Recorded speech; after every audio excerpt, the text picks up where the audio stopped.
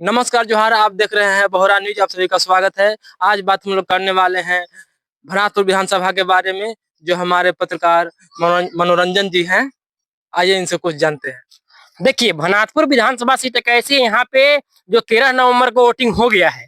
तो भनातपुर विधानसभा में दो लोगों का वर्चस्व की बात रहती है। मतलब आमने सामने दो ही लोग रहते हैं।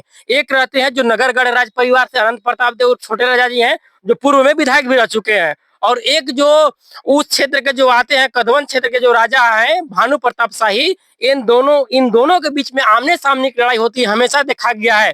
दोनों का जो जनाधार है, लोगों के साथ जो पकड़ है एक दूसरे का, दोनों का भी लोगों में बहुत अच्छा खासा प्रभाव रहता है। और दोनों का अलग अलग क्षेत्र माना गया है। एक ठो जो भनातपुर इलाका में 3 प्रखंड आता है, उसका दबदबा भनातपुर प्रताप शाही जी का उधर रहता है। अनंत प्रताप देव का जो नगर क्षेत्र है, इस क्षेत्र का जो लोग अनंत प्रताप देव को अपने विधायक के रूप में मानते हैं। तो जो इस बार का चुनाव जो है, आमने सामने का क्लोज चुनाव है।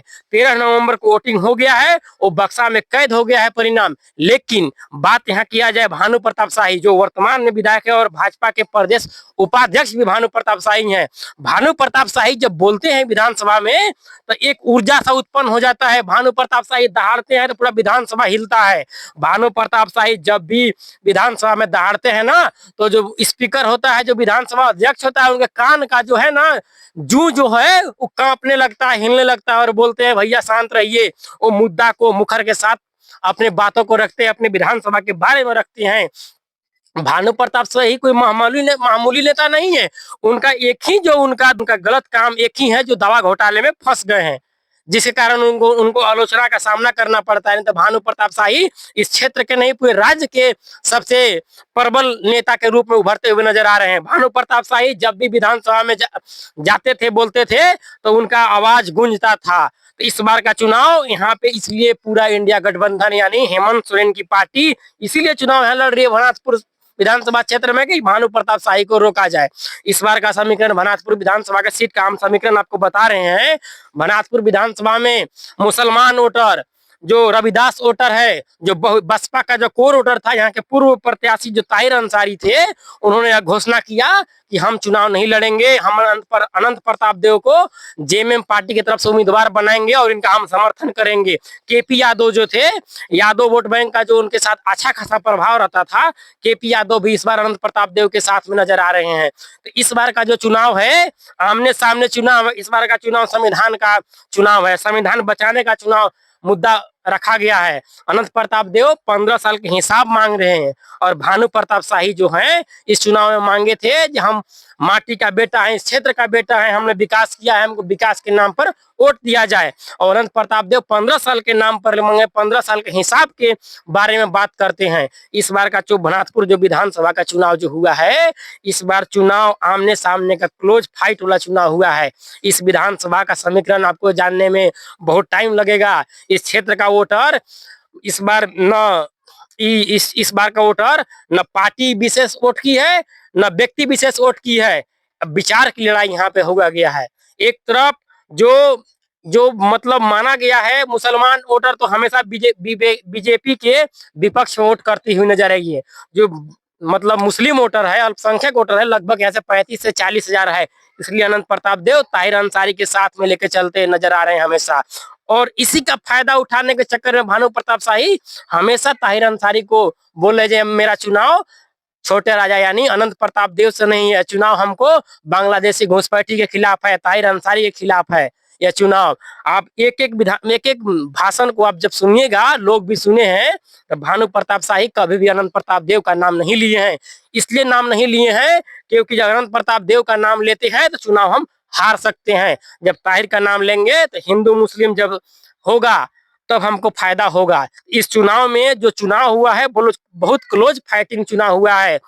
भानु प्रताप शाही का जो गढ़ माना जाता है भनातपुर, खरौंधी और कितार, इस बार उस क्षेत्र में भानु प्रताप शाही कुछ कमजोर हुए हैं, लेकिन भानु प्रताप शाही इस बार डंडई और धुरकी प्रखंड में मजबूत नजर आए हैं। जो उनका मजबूत जो गढ़ माना जाता था, जो भनातपुर खरौंदी के तार, वहां भानु प्रताप शाही इस बार कमजोर हो गए। कमजोर इसलिए हो गए हैं कि लगातार कोई भी व्यक्ति 3 बार का बनेगा विधायक तो उसका विरोध हुआ होगा। मोदी जी लगातार 10 साल प्रधानमंत्री रहे तो मोदी जी के काम करते हुए नुकसान का सामना करना पड़ा, उनको अयोध्या सीट हारना पड़ा, उनको बहुत ऐसे सीट को हारना पड़ा। जो इस बार अकेला जो 400 आंकड़ा का पार का जो 400 अब की बार 400 पार का जो नारा लिए थे, उन्होंने उस नारा को साकार नहीं कर पाए। इसलिए इस बार का चुनाव जो लगातार कोई भी व्यक्ति विधायक बनते हैं तो उनको विरोध का सामना करना पड़ता है। तो भानु प्रताप शाही इस बार मतलब तेज तरार नेता तो हैं, लेकिन इस बार अनंत प्रताप देव काफी मजबूत स्थिति में हैं।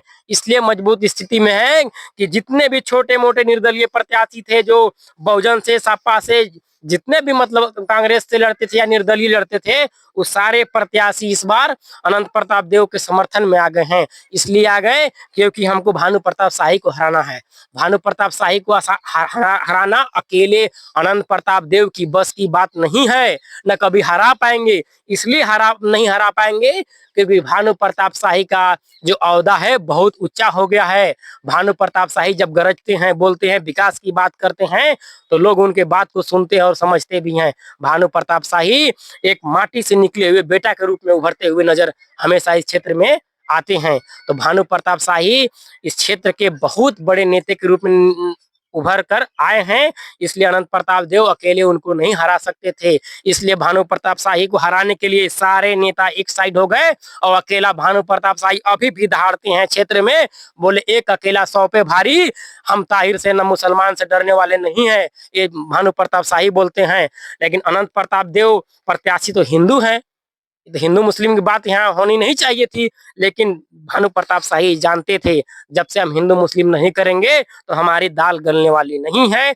इसलिए इस चुनाव का जो परिणाम जो भी होगा, अगली वीडियो में आपको हम विस्तार रूप से बताएंगे, एक एक प्रखंड के बारे में बताएंगे, किस प्रखंड में कितना वोट पड़ा और किस प्रत्याशी का कितना वोट पड़ा, वो अगले वीडियो में बताएंगे। लेकिन इस चुनाव का जो परिणाम जो भी होगा वो आश्चर्यजनक होगा। अगर भाजपा जीतती है तो इस परिणाम को, भाजपा अगर जीत जाती है, भानु प्रताप शाही अगर जीतते हैं तो इस क्षेत्र में दूसरा विधायक कोई पैदा नहीं ले पाएगा भानु प्रताप शाही को हराने वाला। क्योंकि भानु प्रताप शाही को हराने के लिए पूरे विपक्षी खेमा जो है, इंडिया गठबंधन हो, चाहे कितनी भी क्षेत्र के भी जितने भानु के विरोधी थे, चाहे लड़ते थे, छोटे राजा के विरोधी, सारे एक हो गए। जब दुश्मन जब दोस्त हो गए तो भानु प्रताप शाही का हराना इस बार आसान काम तो नहीं है। लेकिन इस बार का जो परिणाम जो भी होगा, लेकिन क्षेत्र का जो रुझान आ रहा है, एग्जिट पोल जो आ रहा है, यहाँ पे छोटे राजा को चुनाव में जीतते हुए दिखाया जा रहा है। बड़े मीडिया न्यूज चैनल है, जो अनंत प्रताप देव यहाँ जेएमएम के प्रत्याशी है, उनका जीत का मार्जिन बहुत अंतर दिखाया जा रहा है। लेकिन यह कहना बहुत ही मुश्किल होगा। एग्जिट पोल, सारे एग्जिट पोल सही नहीं होते हैं, क्योंकि भानु प्रताप शाही इस क्षेत्र के उभरते हुए और बहुत बड़े नेता के रूप में हैं। इसलिए उनको हराना आसान काम नहीं होगा, परिणाम जो भी होगा। लेकिन इस बार अगर भानु प्रताप शाही जीतते हैं तो इस क्षेत्र में भानु प्रताप शाही को हराने के लिए कोई माइकल पैदा नहीं ले पाएगा। तब तक के लिए नमस्कार, जय हिंद, जय जवाहर, जय हिंद।